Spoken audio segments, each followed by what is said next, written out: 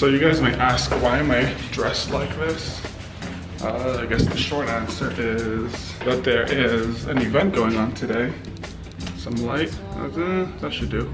There's an event going on today, so it's like a 90s themed bar crawl all over the city. So it's gonna be a thing where I hang out with my buddies and we do cool stuff, drink beers, hang out. Sounds like fun to me. However, I will get to the review part of this video, and most likely that'll be later today. If you want to see how it went, check out my Instagram stories, and also while you're at it, follow me on Instagram. So yeah, let's get to it. Hey guys, in today's video, I'm going to be talking about my top 5 or my favorite 5 cars that are conducive for tall people. And I say that because if you guys know me personally, you know that I'm a pretty tall guy. I'm 6'6", which is pretty tall, and you want to put yourself in situations that are comfortable. Ideally, especially for cars. I mean, if you were to tally up the total amount of time people just spend driving per year, it's a lot. So, I mean, you want to be in a car that's super comfy.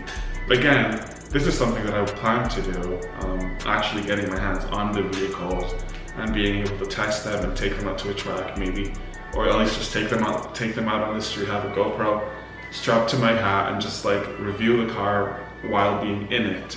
However, my daily driver, which I was supposed to use to get to each of the different spots where I was going to pick up the cars, is not working. So yeah, I'm kind of stuck here until I fix my car.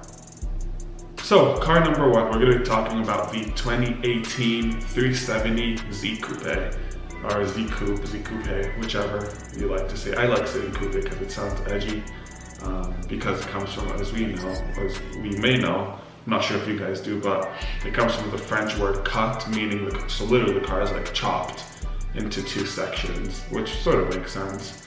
But back to the car, we're talking about the 370Z, which has 322 horsepower, and it has a 3.7 liter engine. I feel like overall the Z's, I mean, as we know them, they're very, I feel like there's some of the cars that you see on the street a lot more often, because I mean, it is a Nissan, easier to repair, easy to find parts, especially if you want to mod your car. So oftentimes you see Z's, or the Z's that you do see on the street, they're ones that people have made various kinds of modifications to, which is something that I would definitely want to do. I was thinking about putting money into my daily driver that I'm driving right now, and it's like, I mean, it's holding up, but I don't know if I want to sink so much money into it. I'd rather do it on a newer car, which would be funner.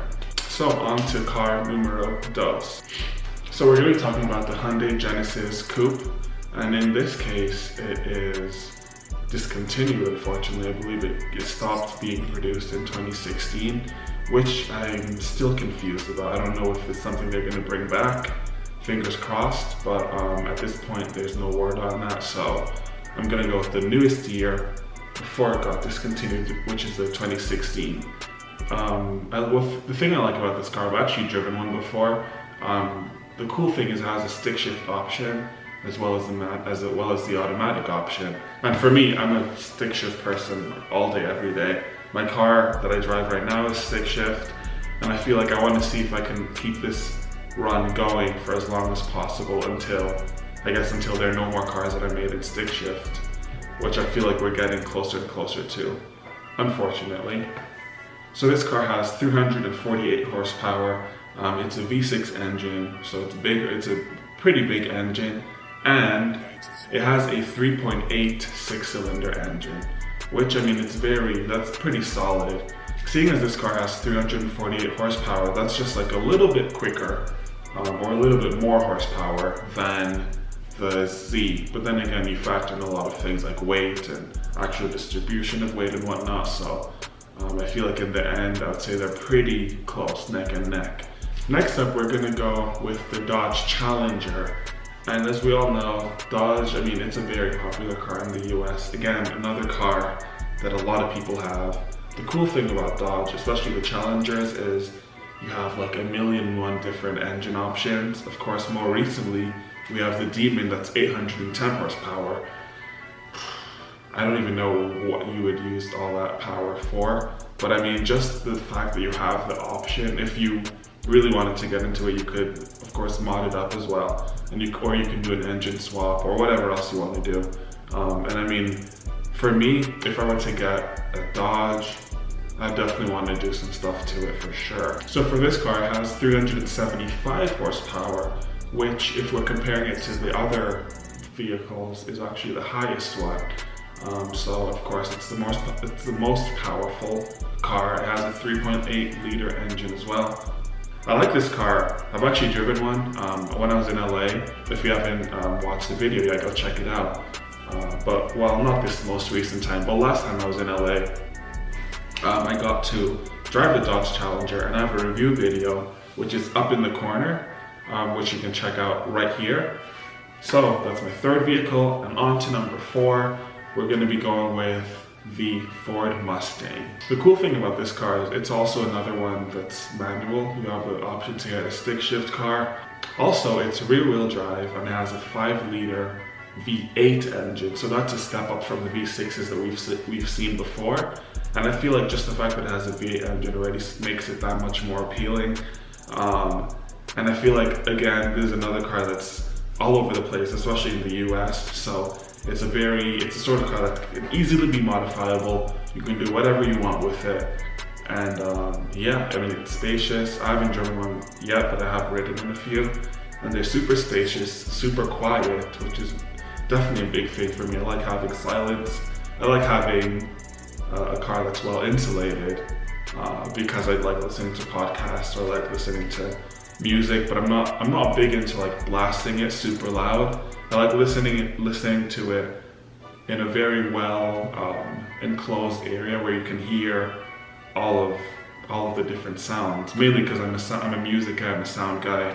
That's my stuff. That's something I enjoy.